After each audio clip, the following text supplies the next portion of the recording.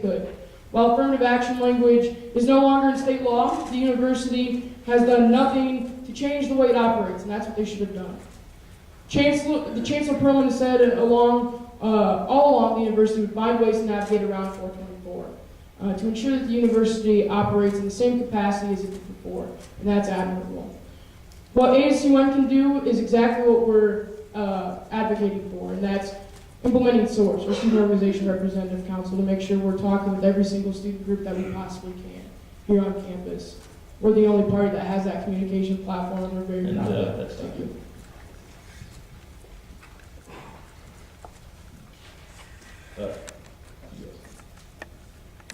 What Amendment 424 did was it repealed the state from using affirmative action in public contracting, public employment, and public education.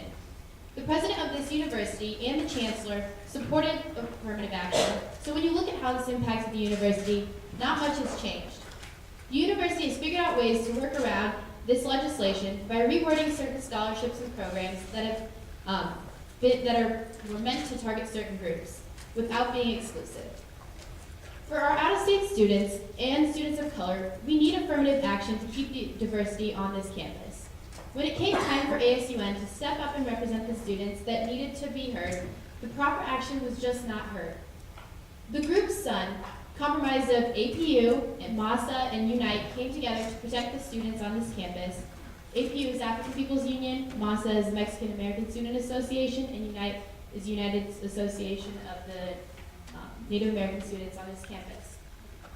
ASUN needs to show its continued support to the students on this campus. It cannot pick and choose the students which it represents. Infusion represents all students. ASUN needs to increase its branching out to other student organizations. Instead of creating a bureaucratic institution, ASUN needs to use its existing organization to branch out more.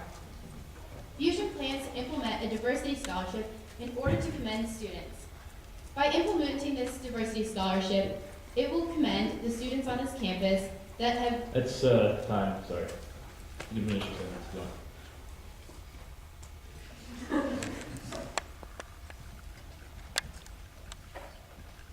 I'd just like to first start off by saying that, like the other two parties up here, the Renew Party does not agree with the passage of Amendment 424.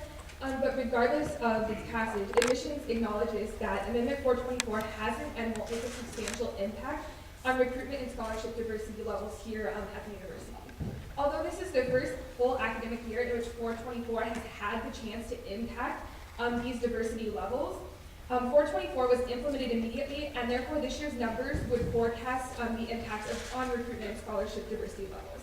This year's numbers show no substantial change, and this is largely due, in fact, because UNL's wording of their current job and scholarship program applications is already extremely inclusive to people of all backgrounds. And because this has always been the case, 424 has had no real impact on the current diversity levels here at UNL.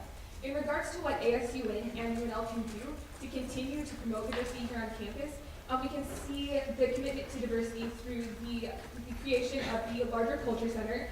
We also have the diversity plan that faculty is implementing in regards to providing more diversity among faculty itself. And we also have the recently implemented diversity plan that Corey did a great deal of work with. This diversity plan, if we're elected as the Renew Party, we recognize that this diversity plan needs to be more than just a plan, but it needs to be able to be Okay, anybody want to use their rebuttal? Are you plan? All right, start with them.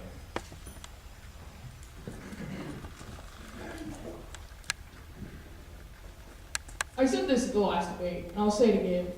We don't like to come to every single debate with a different message.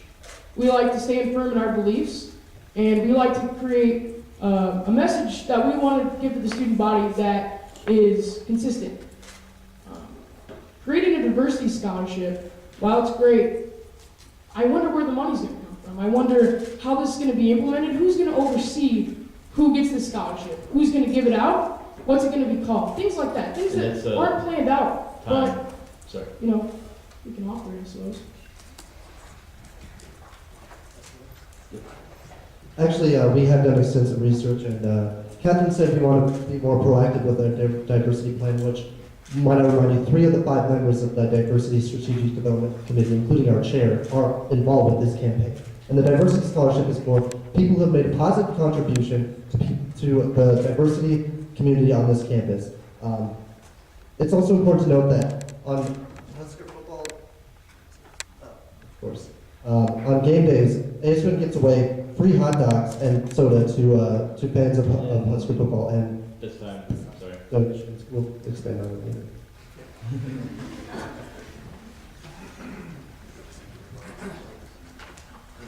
Just kind of hitting on one of the points that Envision was wanting to make with their SORC program, there already exists the Student Affairs Advisory Council, which has members, or the presidents of every student organization has the opportunity to be on this council and have that voice. What we'd like to see is an increase of that representation of other student organizations on campus, especially those in multicultural organizations. Also, we're going to make sure students at multicultural organizations have a real voice. And say, Time. Sorry. Microphone goes to Fusion. Okay. What would you do to move forward in changing the system-wide non-discriminatory policy to include gender expression and gender identity? First, a little background on this question, which is fairly complex. Currently, ASUN and the Board of Regents, the University of Nebraska system as a whole, has a great non-discrimination clause that prevents ASUN and other organizations from discriminating on the basis of gender or any level, essentially. However, it does not include the specific language of gender identity and gender expression. And currently, UNL protects against biological sex and orientation, which are 2 components of queer communities. However, it does not encompass all of that. And we can look at the examples of other universities within the Big 12, like Iowa State, UT Austin, Kansas State, and KU, which all have existing protections for gender identity, and Austin also protects against expression, or for expression for the students, excuse me. And you can see that this is something that as a party we do support for students on this campus. It's important for everyone to feel like they're included in this environment and that their identities are protected by the university in an institutional manner through policy. That said, is going to open the door for changes that are more queer-friendly across the campus. Basically, not much is going to change. This isn't going to negatively impact anyone. This protects everyone's gender identity, including mine as a cisgender woman who is attracted to men. So it's something that we would definitely want to pursue through conversations with the Board of Regents, which is something that Reed as president would have the ability to do.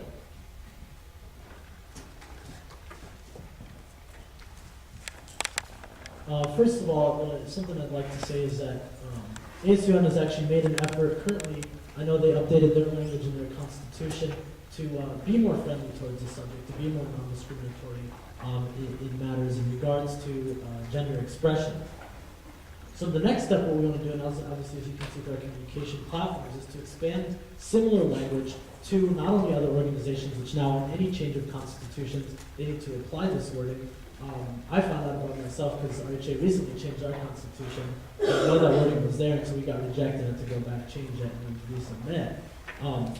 Where the line is drawn is that there needs to be differentiation, non-discriminatory policy that is written, and then obviously non-discriminatory policy that is not necessarily active. And so what we want to do is obviously through our diversity platforms, as you'll find, the Renew Party is going to do all that we can to encompass all facets of the student body. Currently, we already have members from so many different groups on campus, whether it be multicultural organizations, residence halls, Greek affairs, off-campus, students within QSA and PSC. And so by encompassing and bringing together all these students groups, when we see that there are acts being taken that break such policies, we want that representation to already be in ASUN. And when that representation is there, we can then organize grassroots efforts to ensure that not only is just the wording being applied everywhere, but we can ensure that faculty, members of the university, and those external to the university are acting upon. It's time.